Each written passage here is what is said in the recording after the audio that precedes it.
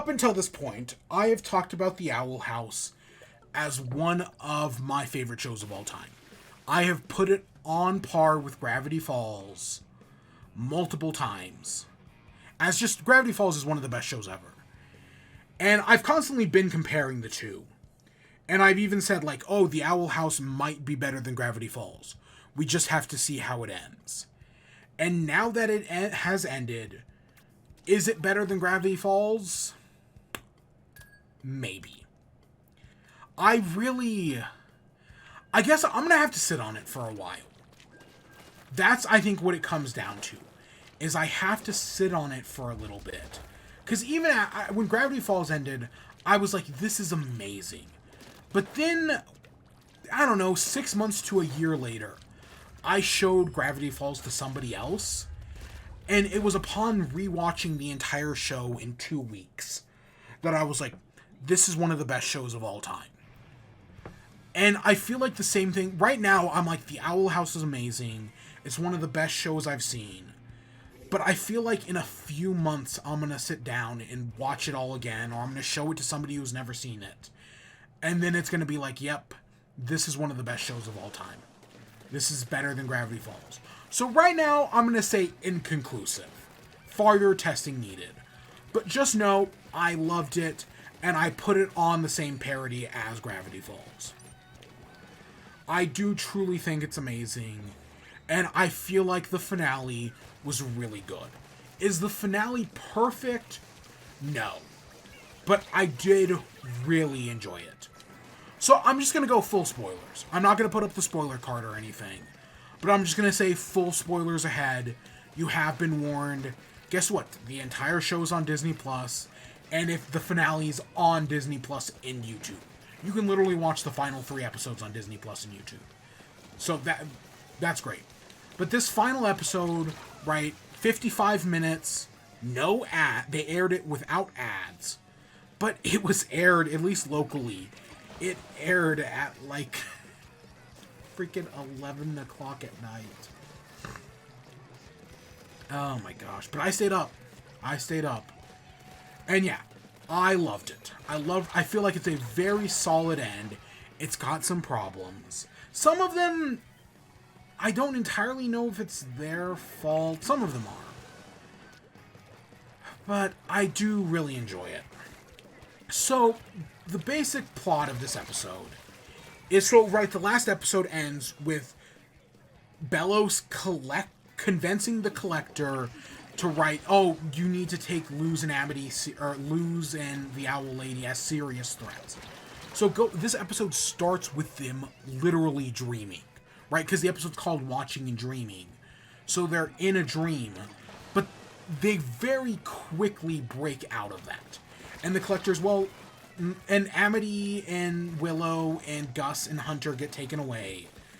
And everyone else is like, oh, well, so it's Ida, King, and Luz. And they're trying to figure out, like, what do we do next?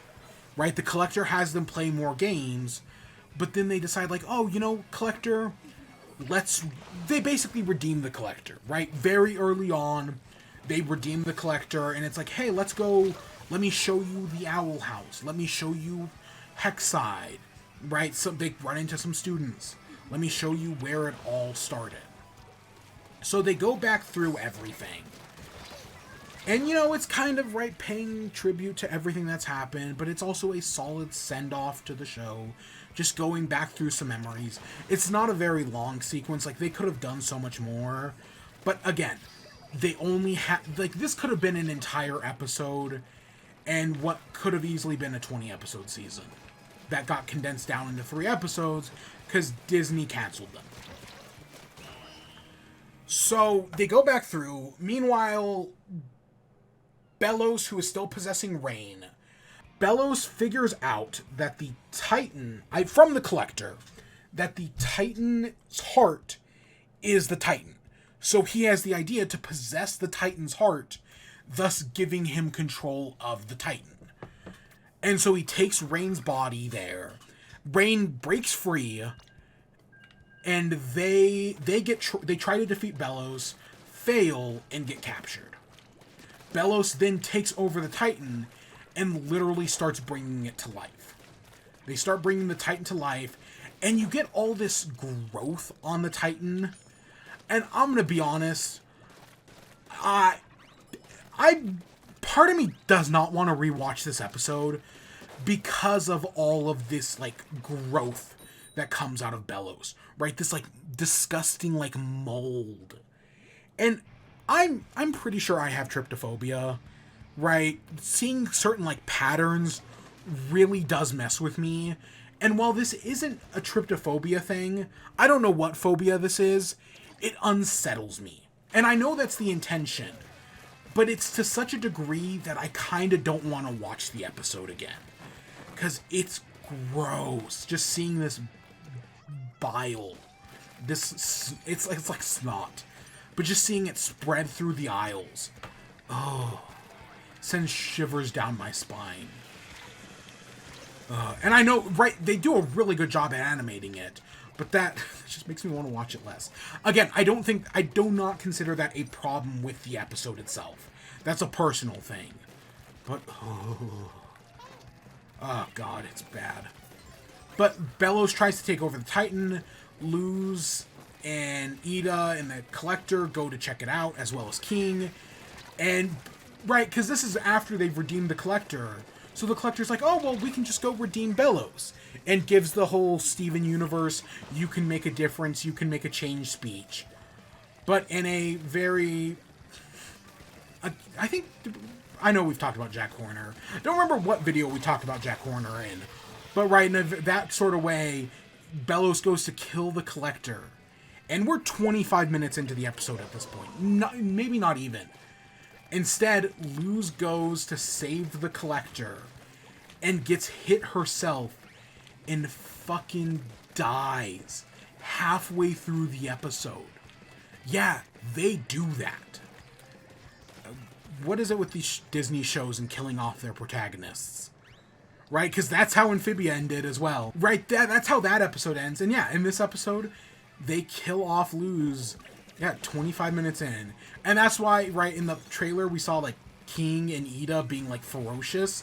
Because they're trying to kill Bellows for killing their child/older sister. And yeah, it's a very serious moment, but it's also a very well-done moment. And the Collector, meanwhile, has to struggle with the concept of death. Because that's, like, he's playing with people, treating them like dolls. As we've seen in the previous episode. But that's because he doesn't understand the concept of death. Because one of the things I am grateful for is they separate the Collector from... Because we get the Collector's backstory, right? That all the other Collectors, who are now called the Archivists, which, good. I'm glad they separated the Collector from his other species. Because as far as I could tell, all of them were just called Collectors. But basically the Archivist told the Collector, hey, go down, play with the baby Titans. So he did. But it's because of that the Titan Archivist War started. That maybe killed all the Archivists? I'm not entirely sure, but it definitely killed all the Titans. They go ferocious on Bellows. Meanwhile, his influence spreads across the aisles. Luz, meanwhile, goes to that place between the dimensions and meets King's dad. Now, King's dad is non-binary, but they still refer to themselves as King's dad, so we're just going to roll with it. And from King's dad, they learn, right, what the in-between is, what happened between the two, right, regrets and all that. And then Luz is given a chance, because, you know, she learns that Bellows is trying to bring the island back to life, but she's given a piece of the Collector's power. So she comes back to life, and the Titan Luz design is amazing. It seriously is one of the best designs. Just straight up, I love it so much. It's so good. And with that, the Collector has been, right, because he got shot earlier by Bellows, he kind of doesn't have access to his magic. So he's off to the side on his little side quest, which we'll talk about. But Ida, King, and Luz work together to defeat Bellows. And it's awesome, right? All the beautiful animation you want. The whole scene of Luz defeating Bellows by whipping him out of the Titan's heart is amazing. Everything about it works so well. And then at the end, after she's everyone has been saved, Bellows has been defeated. Bellows tries to hey, it's me, Philip. You broke the curse. Thank you.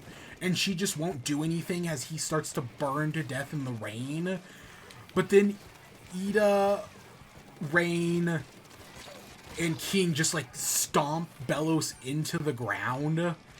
Right? It's like that one JoJo meme. And that's great. I for all the problems with Star vs. the Forces of Evil, I do love how they did because Toffee's death is very similar.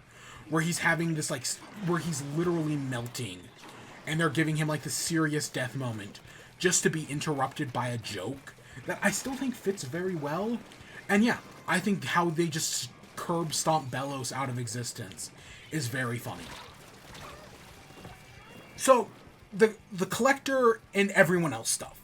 So, if I have one big problem with this episode, it's that Amity, Hunter, Gus, and Willow don't have anything to do in it.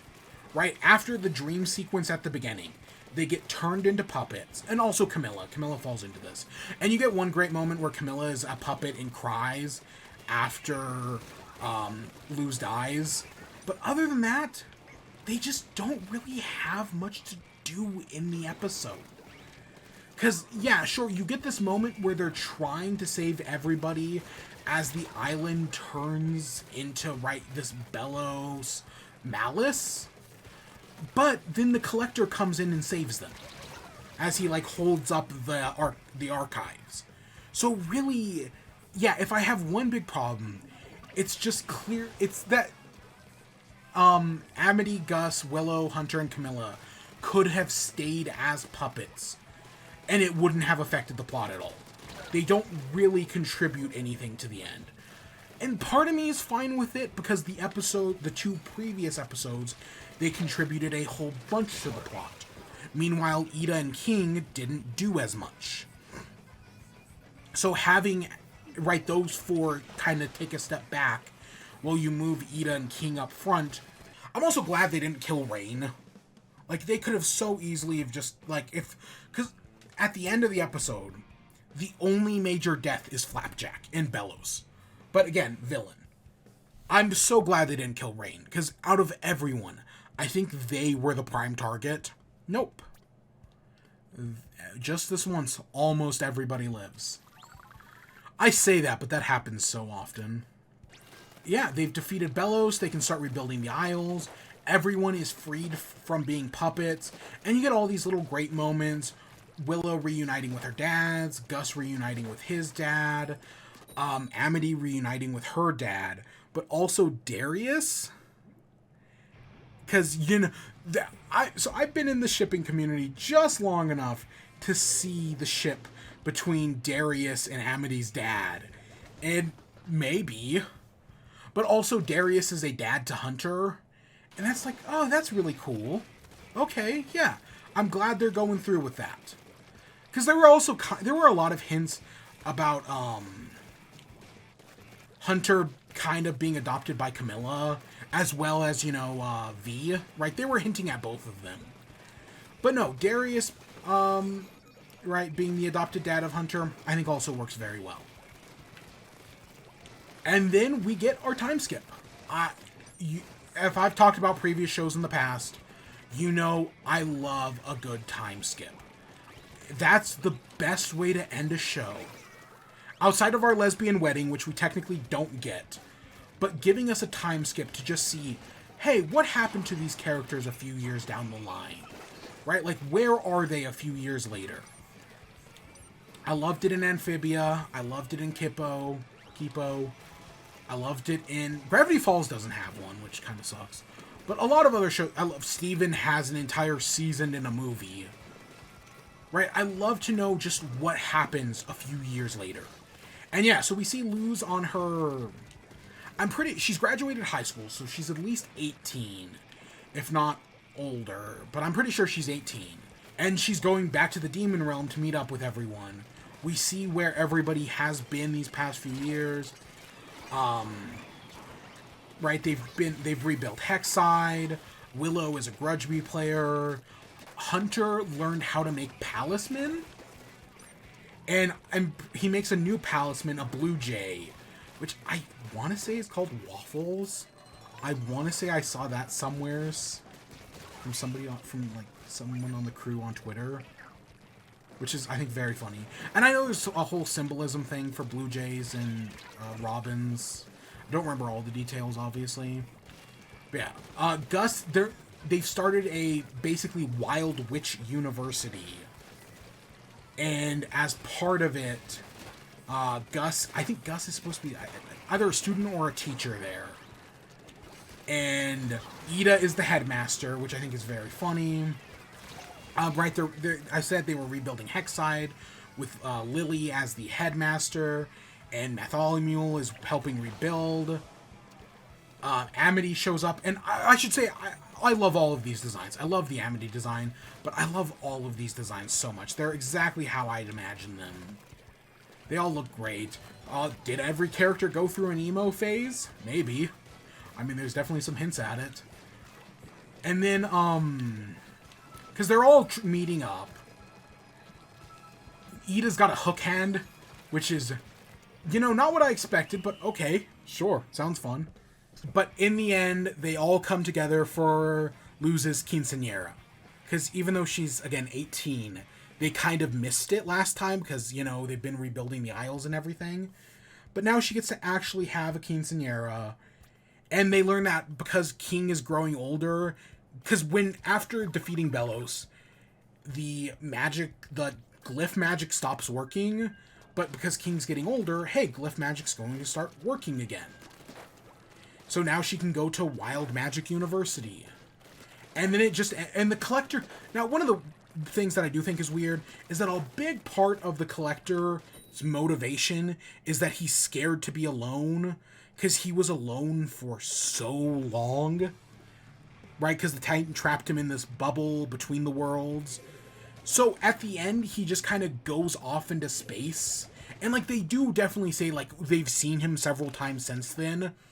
But that's the one conclusion that I do find kind of weird. Yeah, his big motivation was him not being alone anymore. So him going off to, search the stars. And, yeah, did he create the new door between the worlds? Yeah. And then it ends with, all the cast together. And, hey, guess what? They thank the Collector, but really, they're thanking the audience.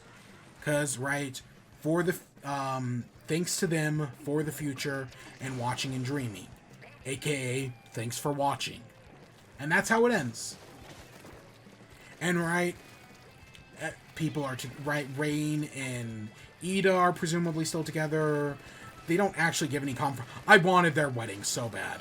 I wanted it so bad. But we know Luz and Amity are together. Huntlow is canon as far as I'm concerned. Did the episode make me cry? No.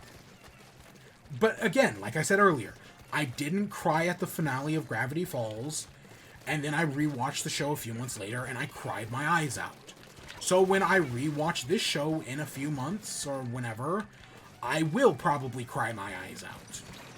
But today, no. There was one moment, where I got close, probably when Luz died. But other than that, no, nothing yet. But it's an amazing show, and it's sad that it's over, but at least they got an ending. Right? You see so many of these shows that get canceled, and they just don't get an ending. And while I can guarantee the ending was very different from what we got, or at least it was, I'm sure the ending was the same, I just think the journey was very different. I'm sure the journey was very different. It's not a bad ending by any means. Are there loose ends? Probably, but nothing that really matters to me. The Owl House was a cool, fun show that meant a lot for a lot of people. The first thing I saw upon opening up Twitter, because the second the episode started airing in other regions, I went blackout on Twitter. But the one thing the first thing I saw upon opening up Twitter was the Owl House is over. Guess it's now time to kill myself. And like, it's a joke, but you know, this show meant a lot for a lot of people. It's not sometimes for some people, the characters they see don't always speak or act like them. So to have this show come in and get that representation, it means a lot for a lot of people. Especially in these times where so many just god-awful things are happening and literally fascism is coming back, trying to wipe out transgender people. And they're gonna come for the rest of the LGBTQ spectrum next. Sure, it'll never mean for me what it means for other people. But the more people that see it, the better. What comes next? I don't know. I would love to hope that even though it's over, Disney's... Again, Steven Universe got destroyed in its final season. And yet it still came back for a movie and another season, in a 6th season. So if that can happen there, well, who knows what could happen here. Maybe nothing, but maybe a lot. You know, maybe somebody at the upper hand of Disney realizes that there's still more stories to be told here. And I'll be there if there are. And if not, well, at least we have the memories we have. The show's still here, and it's very special.